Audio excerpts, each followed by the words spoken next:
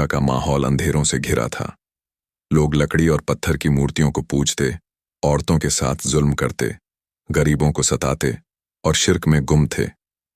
ऐसे वक्त में अल्लाह ताला ने इंसानों के लिए रहमत बनाकर हज़रत मोहम्मद सल्लल्लाहु अलैहि वसल्लम को नबूवत बख्शी।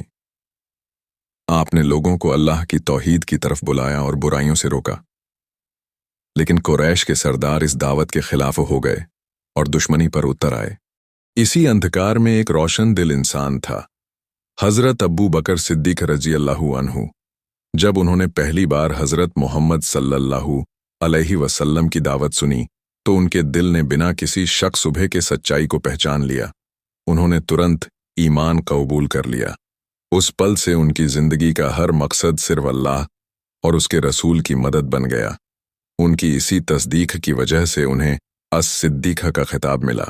अबू बकर रज़ी अल्लाहु अन्हु का ईमान लाना इस्लाम की ताकत बन गया। उन्होंने अपने करीबी दोस्तों और साथियों को इस्लाम की दावत दी। उनकी कोशिशों से हज़रत उस्मान बिन अफ़्फ़ान, हज़रत ज़ुबैर, हज़रत तलहा और हज़रत अब्दुर्रहमान बिन औफ जैसे बड़े लोग ईमान ले आए। इस तरह इस्लाम की नींव मजबूत होती गई। उनका घर दावत का मरकज़ बन चुका था। जब मुसलमानों पर जुल्म बढ़ा तो अबू बकर सिद्दीक़ रज़ी अल्लाहु अन्हु का दिल पिघल जाता। उन्होंने नबी से कहा, या रसूल अल्लाह, मुझे इजाज़त दें कि मैं कहीं और हिजरत कर जाऊं। लेकिन नबी ने मुस्कुराकर फरमाया, अबू बकर, सब्र करो, शायद अल्लाह तुम्हें मेरे सफ़र का साथी बना दे। यह सुनकर उनकी आंखों से खुशी के आंसू बहने लगे।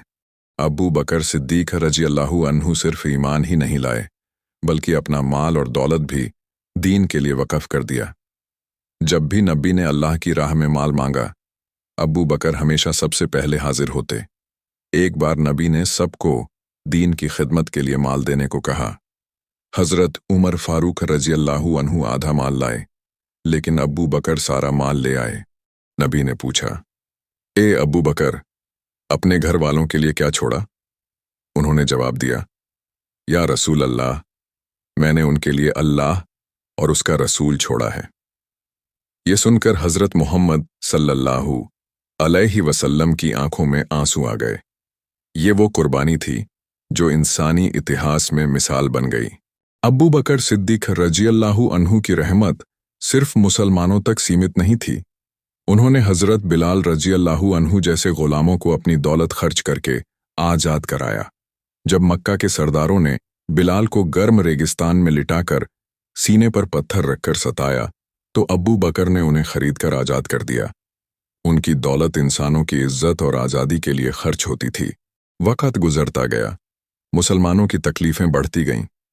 मुशरिकों ने नबी को कत्ल करने की साजिश बनाई। इसी दौरान अल्लाह ने अपने रसूल को हिजरत का हुक्म दिया। उस सफ़र के लिए चुना गया साथी कोई और नहीं बल्कि अबू बकर सिद्दीक़ रज़ी अल्लाहु अन्हु थे। जब नबी ने उन्हें यह खबर सुनाई तो उनकी आंखें खुशी से छलक पड़ीं। हिजरत की रात नबी मोहम्मद सल्लल्लाहु अलैहि वसल्लम उनके घर पहुंचे। अबू बकर ने फौरन कहा, या रसूल अल्लाह, मेरी दोनों ऊँटनियाँ तैयार हैं, एक आपकी, एक मेरी। नबी ने सफ़र शुरू किया और दोनों गहारे सौर की तरफ रवाना हुए। रास्ते में अबू बकर कभी आगे चलते, कभी पीछे। नबी ने पूछा, अबू बकर, ये क्या कर रहे हो? उन्होंने कहा, या रसूल अल्लाह, कभी डरता हूं कि दुश्मन आगे से ना आ जाए, कभी डरता हूं कि पीछे से हमला ना हो। जब दोनों गारे सौर में दाखिल हुए तो अबू बकर ने पहले अंदर जाकर देखा। जो छेद थे उन्हें कपड़े से बंद किया। एक छेद बच गया तो अपना पैर रख दिया और नबी को सुला दिया। उसी दौरान एक सांप ने उनके पैर को डंसा, लेकिन उन्होंने हलचल नहीं की ताकि नबी की नींद न टूटे। आंसू गिरने लगे तो नबी की आंख खुली और पूछा, अबू बकर, क्या हुआ? उन्होंने कहा, या रसूल अल्लाह, बस एक दस लिया। नबी ने अपना लार लगाया और दर्द दूर हो गया। 3 दिन तक दोनों गारे सौर में रहे। बाहर कुरैश तलवारें लेकर घूम रहे थे, कभी गार के मुंह तक पहुंच जाते। उस वक्त अब्बू बकर डर से कहते, या रसूल अल्लाह, अगर वो नीचे झांक लें तो हमें देख लेंगे। नबी ने फरमाया, गम मत कर अब्बू बकर, अल्लाह हमारे साथ है। ये सुनकर उनका दिल सुकून से भर गया। आखिरकार जब हालात बेहतर हुए तो दोनों सफ़र पर निकल पड़े। मदीना पहुंचकर मुसलमानों ने खुशी से उनका इस्तकबाल किया। उस दिन से अब्बू बकर सिद्दीक़ रज़ी अल्लाहु अन्हु हर मुश्किल और आसान घड़ी में नबी के साथ रहे। चाहे गज़वाए बद्र हो या उहुद, उनका ईमान कभी नहीं डगमगाया। जब हज़रत मोहम्मद सल्लल्लाहु अलैहि वसल्लम का इंतकाल हुआ तो सहाबा सदमे में थे। कई लोग ये मानने को तैयार न थे। उस वक़्त अब्बू बकर मस्जिद में आए और ऊंची आवाज़ में कहा, जो मोहम्मद की इबादत करता था, जान ले कि मोहम्मद का इंतकाल हो चुका है, और जो अल्लाह की इबादत करता है वो हमेशा जिंदा है और कभी नहीं मरेगा। इन अल्फाजों ने सबको सब्र और हिम्मत दी। नबी के इंतकाल के बाद मुसलमानों ने अब्बू बकर सिद्दीक़ रज़ी अल्लाहु अन्हु को खलीफा चुना। उनकी खिलाफत सिर्फ 2 साल 3 महीने रही, लेकिन उस छोटे से दौर में उन्होंने इस्लामी हुकूमत को मजबूत कर दिया। बिखरे हुए कबीले एक झंडे के नीचे आ गए। उन्होंने मुसैलमा कज़्ज़ाब जैसे झूठे नबियों के खिलाफ जंग लड़ी। कुरान को एक किताब की शक्ल में जमा करवाया ताकि उम्मत कभी अल्लाह की किताब से महरूम न हो। उनकी खिलाफत इंसाफ, सब्र और दीन की सच्ची मिसाल बन गई। आखिरकार जब उनकी मौत का वक़्त आया तो उन्होंने वसीयत की कि उन्हें उन्हीं कपड़ों में दफन किया जाए जिन्हें वो पहनते हैं।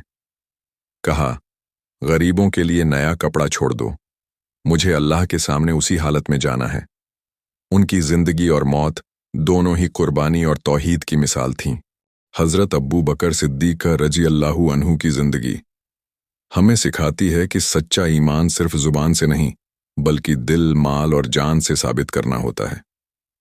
उनकी कुर्बानियां, नबी से मोहब्बत और सब्र की ताकत हमेशा रहनुमा रहेंगी।